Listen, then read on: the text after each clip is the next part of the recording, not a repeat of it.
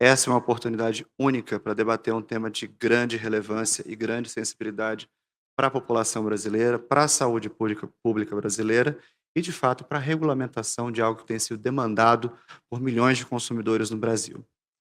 Primeiro, acho que é importante nós fazermos uma diferenciação e colocar qual é a conceituação desses tipos de produto. São vaporizadores e produtos de tabaco aquecido. Os produtos de tabaco aquecido são aqueles que aquecem um produto de tabaco ao invés de queimar. Tem um sistema de aquecimento em forma de tabaco e vaporiza a nicotina em forma de aerosol a ser inalado. Os vaporizadores, por sua vez, podem funcionar tanto em sistema aberto quanto em sistema fechado. O sistema aberto pode conter os líquidos em que os próprios consumidores colocam, comprando separadamente. O sistema fechado é um sistema de cartucho, em que é substituído o cartucho na hora na hora do consumo. Ambos funcionam com uma similaridade. Eles aquecem um líquido com inalação de nicotina. Esse líquido com inalação de nicotina é absorvido pelo organismo. Todos eles se diferenciam do cigarro convencional, que opera por combustão. Isso tem uma diferenciação relevante no perfil de risco que eles oferecem. Quando se olha o cigarro convencional, por exemplo, o primeiro gráfico que é apresentado chama-se um cromatógrafo. Essa é a demonstração da quantidade de emissões que são detectadas no cromatógrafo. É muito superior ao que emite um produto de tabaco aquecido ou ao que emite, eventualmente, um vaporizador. Enquanto ao número de substâncias compostas na fumaça, o cigarro tradicional, por combustão, tem mais de 7.000 substâncias. Mais de 7.000 substâncias emitidas na fumaça.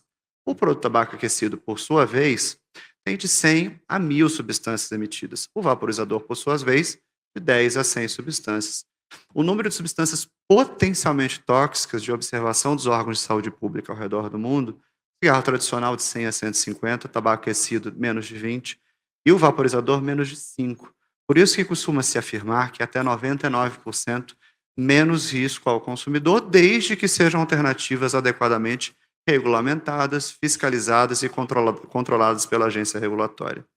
A maior revisão científica sobre esses produtos foi conduzida esse ano, num estudo publicado em novembro de 2022, revisou 418 estudos científicos, a maior de seu tipo no mundo, conduzida pelo King's College London, sob solicitação do Ministério da Saúde inglês, e chegou à conclusão, 7 anos depois da primeira afirmação que esses produtos têm 95% potencialmente menos risco do que os cigarros convencionais, reafirmando isso em 2022, e que esses produtos de fato oferecem menos risco do que os cigarros convencionais, uma pequena fração dele, ou 20 vezes menos.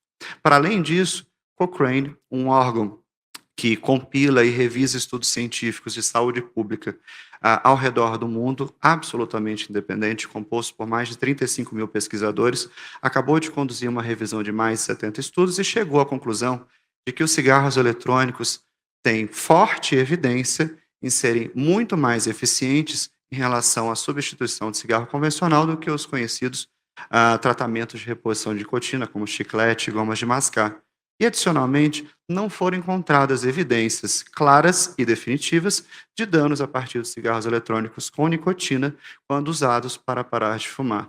Tanto é assim que o Health Canada, em novembro de 2022, por ocasião de um dia de parar de fumar no Canadá, publicou um vídeo direcionado à população canadense, estimulando a população canadense, caso não consiga parar de fumar com os métodos tradicionais, que considere o cigarro eletrônico como alternativa de menor risco e de maior chance de êxito. E o próprio Reino Unido usa esses dados e coloca à disposição no seu site para toda a população em geral, estimulando tanto as pessoas para usarem cigarros eletrônicos para fumar cigarros convencionais e também afirmam que tem menor risco. Então, isso é algo que é de comum conhecimento das maiores autoridades de saúde pública ao redor do mundo, tal como é a Anvisa, que muitas vezes consulta e conversa com essas autoridades. Esses dados são muito recentes, são dados de novembro de 2022, mas há dados de mais longo prazo que também são considerados. Agora, uma preocupação que sempre surge é a respeito do consumo de pessoas menores de 18 anos. E é algo que a gente tem que endereçar com muita força e com muita vigor de fiscalização. Ocorre que, no Brasil hoje, 16,8% da população de 13 a 17 anos, segundo pesquisa do IBGE, Pesquisa Nacional de Saúde Escolar, experimentou cigarros eletrônicos em algum momento, enquanto pesquisa do ASH, que é uma entidade independente do Reino Unido de controle do tabaco, observou que 7,7% da população inglesa, menor de idade, de 11 a 17 anos, havia experimentado. Um índice que é a metade do índice brasileiro. Evidentemente, continua sendo um índice de extrema preocupação. Agora, o mercado inglês, como tem uma regulamentação de 8 anos, ele consegue observar essa mecânica e adotar medidas de controle para reduzir efetivamente o consumo por menor de 18 anos. No Brasil, como nós estamos experimentando uma proibição que já dura 13 anos e, infelizmente, ela tem se mostrado de fato inefetiva, demandando uma regulamentação desses produtos, a gente vê um alto consumo por menores de 18 anos. Para além disso, qual é a situação do consumo de cigarros eletrônicos hoje no Brasil? Segundo pesquisa IPEC de 2021, divulgada em fevereiro de 2022, 2 milhões de adultos maiores de 18 anos hoje são consumidores desses produtos. 2 milhões de adultos. Então, a gente tem um contingente gigantesco de pessoas, 10% da população fumante, no Brasil, ou se considerado o percentual de pessoas que fumam, são consumidoras de cigarros eletrônicos. É um número muito grande. Em Brasília, por exemplo, 4% da população adulta consome esses produtos. Se olha para o Mato Grosso do Sul, 2,6%, Paraná, 2,4%, São Paulo, 1,4%. E esse é o número dado de 2021 para 2022.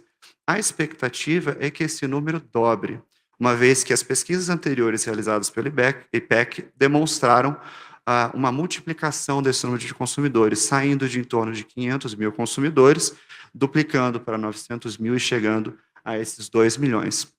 Tanto é assim que uma pesquisa conduzida pelo Datafolha, a pedido da Associação de Controle do Tabagismo, uma entidade, uma ONG de controle do tabagismo instalada no Brasil, constatou que 0,22% da população consultada usava diariamente, 2,84% já usava às vezes, o que dá um consumo habitual. Então, 3% da população brasileira maior de 18 anos tem consumo habitual, o que significa 4,8 milhões de pessoas hoje consumindo. Então, é um número muito alarmante, muito preocupante, que demanda um olhar e uma atenção especial dos órgãos e autoridades de fiscalização e ajuste sanitário, para que a gente tenha uma regulamentação adequada, já que os consumidores estão demandando esses produtos. Como os países têm regulamentado? Talvez seja uma pergunta que surja. Interessante que durante a consulta pública recente que teve, chamada Tomada Pública de Subsídios por parte da Anvisa, 40 países foram consultados. Dos 40 países consultados, 17 responderam à pergunta da Anvisa se tinham regulamentação e, se tinham regulamentação, qual era a sua regulamentação.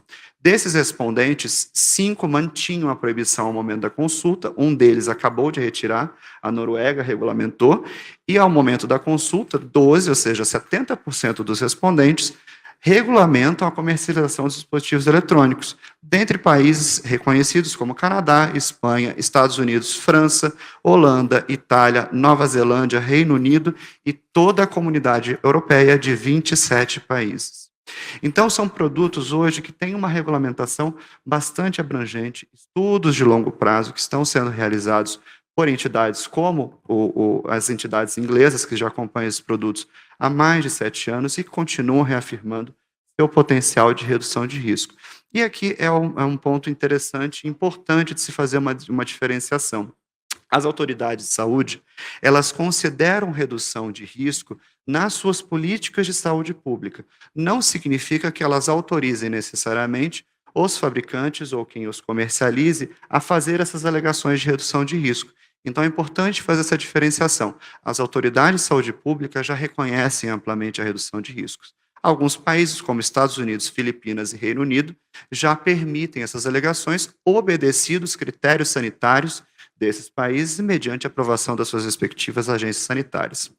Dados da Organização Mundial da Saúde apontam que 79 países permitem e têm alguma medida de regulamentação já colocada. Então, todos esses países ditos desenvolvidos, e um dado interessante, 84% dos dados, 84% dos países participantes da OCDE regulamentam cigarros eletrônicos hoje. Regulamentam como bens de consumo, mas com regras sanitárias bastante estritas. Concluindo, o que nós entendemos como uma regulamentação adequada? Não significa simplesmente fazer a liberação, mas fazer uma regulamentação consciente e adequada à realidade brasileira, que leve em conta a régua de risco, ou seja, esses produtos são de potencial risco reduzido e, ao serem produtos de potencial risco reduzido, merecem uma regulamentação adequada a essa realidade. Os adultos para maiores de 18 anos, sempre, ou seja, esses produtos não são voltados para menores de 18 anos, padrões de produto para a gente evitar que situações como a gente vê de explosão de dispositivo, vazamento de dispositivo, contaminação aconteçam, limites de nicotina, como tem hoje para o cigarro convencional e como todos os países do mundo colocam, lista negativa de ingredientes para evitar situações como a que aconteceram nos Estados Unidos. Teve uma crise chamada EVALI, conhecida, e era por conta da inalação de acetato de vitamina E, que é absolutamente inadequada para inalação, e só com a regulamentação e fiscalização sanitária se consegue evitar isso. Um grau de pureza de nicotina aromatizantes, nicotina grau farmacêutico, aromatizantes grau alimentício, pelo menos, e para fechar essa regulamentação, mais importante, informação e educação a todos. Tanto que é um produto voltado para maiores de 18 anos, um produto voltado àqueles adultos que desejam deixar de fumar e querem uma alternativa de menor risco e não optam por deixar absolutamente de fumar, e também prevenindo o acesso de menores de 18 anos, evitando o acesso de menores de 18 anos. Tem um dado interessante que eu não trouxe aqui na apresentação, mas vale levantar porque ele foi muito discutido. A pesquisa Covitel indicou que 1 a cada 5 jovens brasileiros de 18 a 24 anos estava consumindo cigarros eletrônicos no país. Se fizer um cálculo muito simples, matemático, a gente chega em torno de 8 milhões de pessoas consumindo, fora o público jovem de 18 a 24 anos, se for levar em conta a pesquisa Covitel neste cálculo. A pesquisa Datafolha indicou 4 milhões e 800, a pesquisa IPEC 2 milhões. Então, corrobora muito o que você está trazendo. As pessoas muitas vezes têm vergonha de dizer, mas estão consumindo. Agora, indo para a sua pergunta, que eu acho que é excelente, o que há hoje no Brasil é um debate que precisa ser esclarecido com a sociedade brasileira. O fato é, esse debate em outros países do mundo já está muito mais avançado. No Reino Unido, por exemplo, as pessoas estão discutindo agora aprimoramentos da regulação, fase 3 da regulação, outros momentos da regulação. No Canadá se discute aprimoramento de regulação, nos Estados Unidos, aqui a gente está discutindo o começo da regulamentação. E por quê? Aí eu trago alguns exemplos. Primeiro, se vê muito, especialmente repercutido, notícias de pessoas que estão ficando doentes com cigarros eletrônicos. Isso vai muito na fala da doutora Alessandra. O que está acontecendo? A gente não sabe o que as pessoas estão consumindo. Então, muitos artistas têm ido para o hospital e se vê muitas notícias, artista X ou artista Y, sem entrar em mérito de quem seja, indo para o hospital no consumo de cigarro eletrônico. Mas o que a pessoa está consumindo? Tem algum controle sobre isso? Absolutamente nenhum. E tem uma outra questão importante, que é em relação ao equilíbrio de quais pesquisas são discutidas com mais profundidade no Brasil. Essa semana tem um exemplo muito interessante. Na segunda-feira foi divulgada uma pesquisa, uma pesquisa que foi publicada no Jornal Mundial de Oncologia, uma pesquisa divulgada em fevereiro de 2022, como se cigarro eletrônico causasse câncer muito mais cedo do que cigarros convencionais. Foi dessa forma que foi colocado, repercutiu nos principais veículos de mídia no país. O fato é, essa pesquisa em específico, ela teve, quando foi divulgada em fevereiro de 2022, uma tarja do próprio jornal dizendo que tinha preocupação com a acuracidade dos dados da pesquisa e com a sua metodologia. Na medida em que há essa preocupação, é importante que os veículos, ao fazerem essa divulgação, coloquem isso ponderadamente. E eu coloco um outro ponto para consideração, que é o estudo inglês, com 418 estudos, o maior de seu tipo no mundo, encontrou baixíssima aderência no debate público brasileiro, inclusive na comunidade de saúde pública brasileira. Então, Fernando e colegas, eu acho que o que a gente precisa, talvez hoje no Brasil, é aprofundar esse debate com ciência de alta qualidade, com alta qualidade de revisão científica e alta qualidade, de fato, dos dados que são avaliados.